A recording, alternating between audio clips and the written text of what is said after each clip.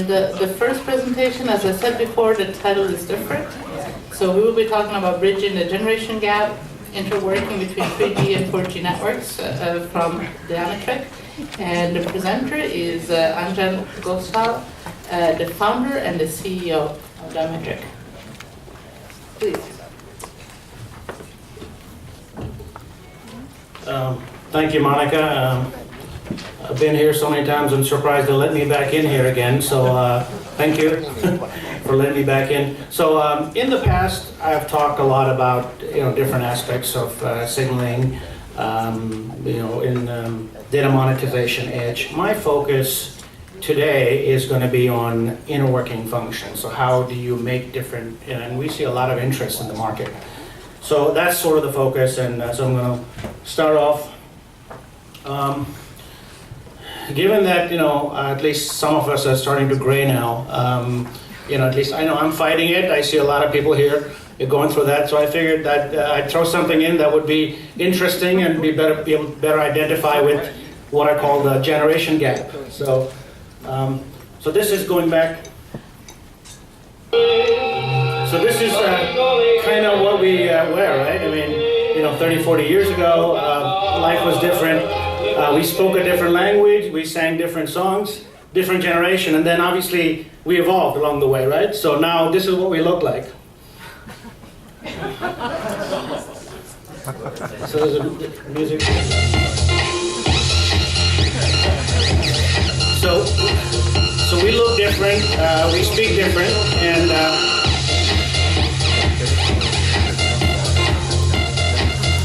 so I'm still trying to work out my shuffle, but at this age it's hard on the knees. So I'm trying to stay in with the kids, But I think we all, we've all been going through the phase where things are changing. And so what does this have to do with interworking? Just like we are trying to, sometimes we love him, sometimes we hate him, but we have to interwork with other generations. Same thing in LTE. I mean, LTE, we might think this is the best thing out there.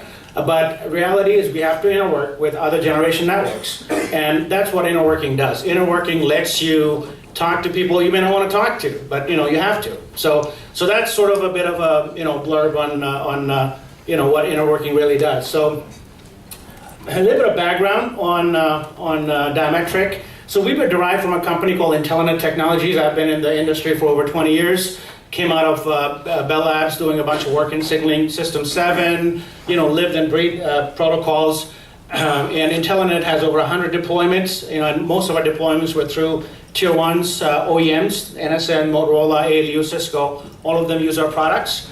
And so we got into the diameter space. So, we really understood the signaling space. In fact, what was more interesting for us was not building protocol compliant things, but we were trying to break the protocol. So if some of the folks with gray hair will know that early days of IN, we were trying to come up with a way of not using IN, but having IN services. So there were things like ISAP loopbacks and stuff like that we were doing, which was sort of trying to simulate a signaling network. So we were one of the first guys doing that, and essentially that's where you really need to know your signaling, to get to something like that. So we've been there, done it.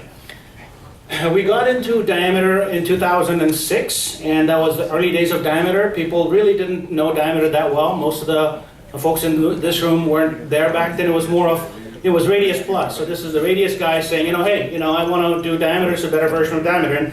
And in fact, we were on the blogs quite a bit, and there's an interesting blog post I'm pulling out from those days. So this comes from a very large carrier operator where the guy says, hey, do you have radius to diameter converters? And then somebody popped up and said, hey, it's there in Windows. Windows 7 has a calculator.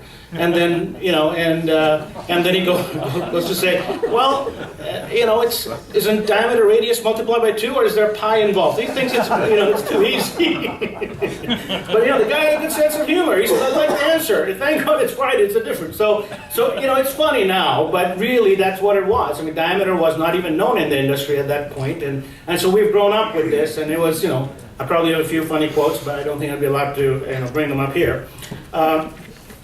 So why do we care about interworking?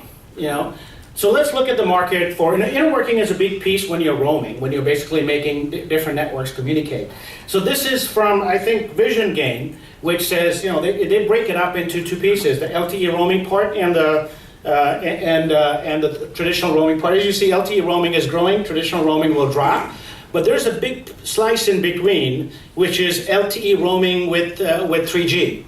And next slide, so we did some calculations and came up with some models. And basically, in our view, LTE 3G roaming is probably going to be an $8-9 billion market. It grows, for the next 5-6 years, and then it'll drop down once everything becomes LTE. But we all know the cycle of deployment is long in our industry. So this is one specific driver. Now I'm going to go through some buzzwords here. I know we've seen fairly high-level presentations. I'm sort of sorry I'm going down into the grind now. Acronym mania. I mean, you have all these different elements talking to all these guys. There are all kinds of protocols. Some you may know, some you may not care, some you may not heard. But that's basically what it does. The interworking function is sitting in the middle and making all these guys talk. So probably confusing, but let me take you to a use case slide here so you know what it does. So as of now, interworking has 4 different scenarios. The main act is 3G, 4G interworking. People are thinking about it, need to make it happen. The second one is prepaid roaming. So it's not just having interworking. How can I get my prepaid guys to roam as well? The third one's been big is Wi-Fi offload, Wi-Fi integration, and we sold off our Wi-Fi business to Ruckus a couple of years ago, so we knew that business very well. And finally, 3G app guys, who are saying, well, do I want to upgrade? But I will go through each of these things in more detail. But these are the 4 use cases, and every week we talk to operators, we come up, there are new use cases that are popping up. So there is a lot of, interworking is not just one, it's multiple. So the first use case here is 4G to 3G roaming. So this is basically where you have a 4G subscriber that wants to move into the 3G market. A very common use case as people build out their 4G network. They need people to, they will have coverage holes and they will have to move across networks. So as you see, the guy gets off a plane, lands on the other side, and authenticates. So what you need to do is authenticate and set the location. So we have this orange bubble in the middle, like all of us run around here, when we're mediating between the two. So that's one use case, and of 4G to 3G interworking. And so obviously, you have SGSN and 3G elements talking to HSSs that talk diameter. So there's something in between that has to do with the mediation. Next slide is a slightly different use case. This is 3G to 4G. This is the scenario where the operator says, I'm not going to upgrade to 4G, but I have some subscribers that travel to 4G markets. They buy their own device. They have a 4G device, and we want to make that 4G device work for them. So a European operator saying, when my subscriber goes to the US a lot, so I want to have them, use their device when they're in the US. So that's the use case. So basically, you have on your home side, you have a 3G network. On your visited side, you're in a LTE environment, and obviously frequency matchings and stuff have to happen. But this is how it works. So now you're originating diameter messages. Somebody needs to convert that to regular 3G messages. So simple, right? There is actually a standard for this, but it's not that simple. And let me explain why. So there are a couple of things that kind of breaks the possibilities here. So typically, when you look at a subscriber authenticating, you turn on your mobile device and you have to send a set of information through the network to the other side. And so, pardon my eyes are giving up on me here. So there are a set of parameters that get sent by the mobile device, and they are, you add up some parameters at the HLR, and then you generate some keys, and that's sent back to the mobile device, and that's how the mobile device authenticates. The mobile device gets authenticated in the network. Unfortunately, between 3G and 4G, there's a difference in the authentication protocols. Okay, in 3G, you generate a couple of parameters called the cipher key and the integrated key, IK and CK. In 4G, they expect CASNI. So this is one problem. So just because you took the messages and converted is not good enough. You've got to do something else. Second thing, there is also a reverse authentication process where the mobile is actually authenticating the network.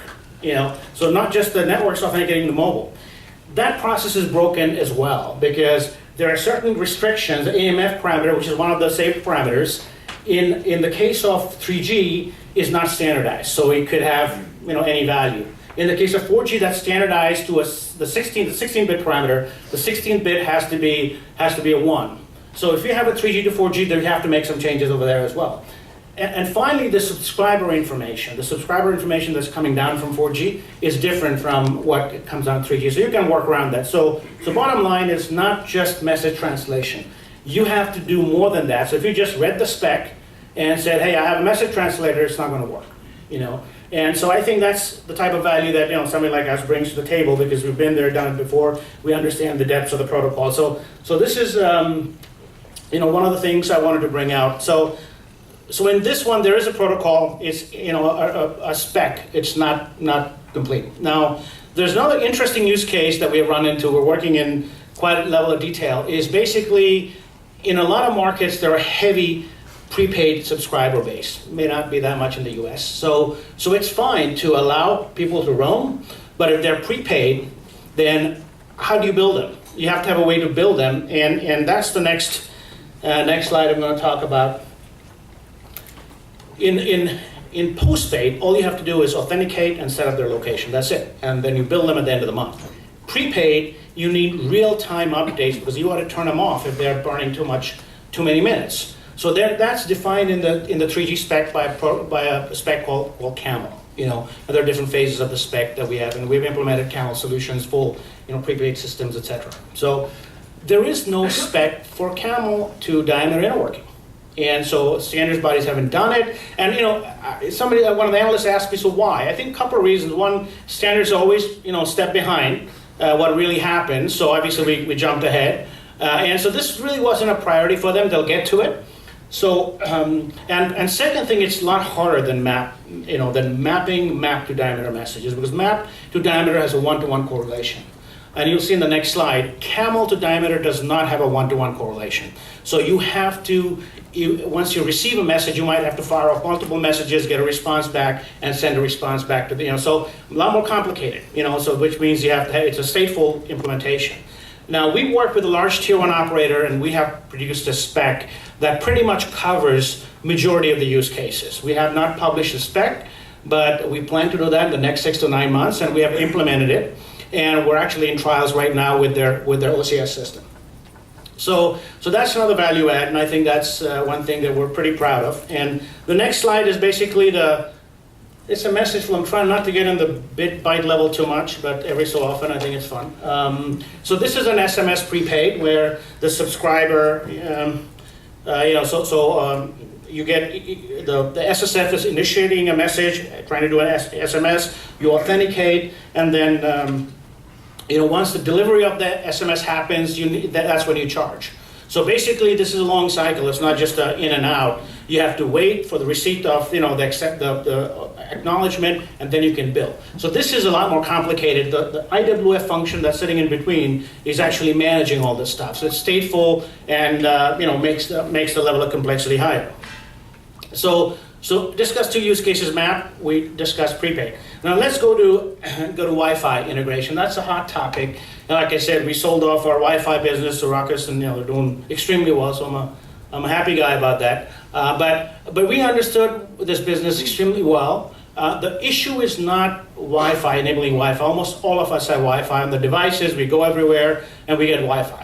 The issue is how to make this seamless, how to make sure that when the guy walks in, he doesn't even realize, that their Wi-Fi, they don't have to, username, password, and all that kind of stuff. So if you have to do that, then the battle's lost. So a lot of research and work has been going on in that area, and that's where you have those boxes. So a Wi-Fi authentication mechanism is typically AAA based.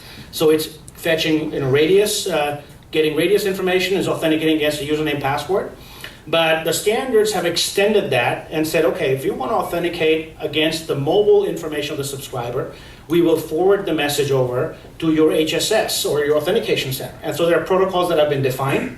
And that's another use case where you have to convert from radius to either map or radius to diameter.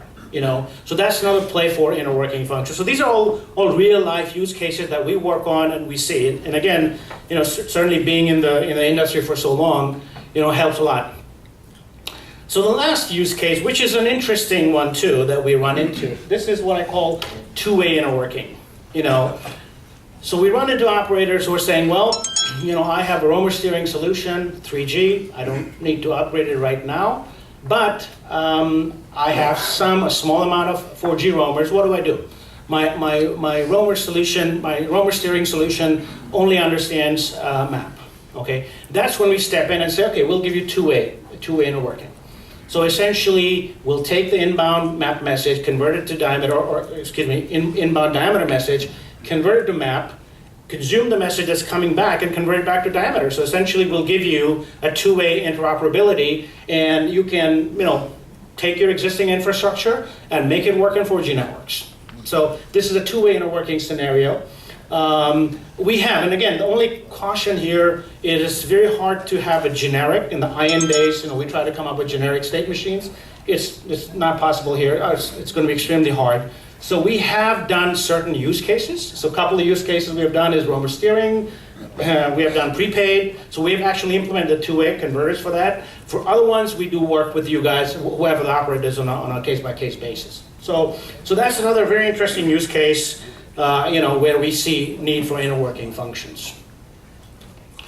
So we just made an announcement today about our interworking system, and basically it covers 4 use cases. And why it's not an interworking function, it's more of an interworking system because it has multiple scenarios. So it covers the 3G, 4G roaming, which is the map to diameter conversion, which, by the way, there's a spec for it. Just like there's a map for everything, there's a spec for this thing. Unfortunately, as I pointed out, the spec is not sufficient. You need to do other things beyond the spec to make this thing work. We have made that happen. Second is prepaid integration. Talked about that. We came up with the spec for camel to diameter. We will share with operators on a case-by-case basis. Third is Wi-Fi integration. Talked about it, and then the 4G application integration. So all these 4 components make up our interworking system that we have announced.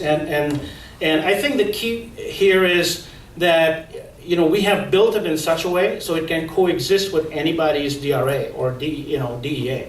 So essentially, you can plug it, right next to it, and we can provide you interworking function. So it's not a replace. Though we do have DRA DEA capability, but this is something we can provide, and you can run it next to a Takalite box, next to a F5 box, whatever you want. So that's another thing I wanted to bring out. So this is sort of something that you can get and add on a case-by-case basis. It can be, the next slide kind of shows some of the network architecture positioning. You can position it in front of the DRA, you can position behind the DRA depending on which way you want. I won't go into the details here.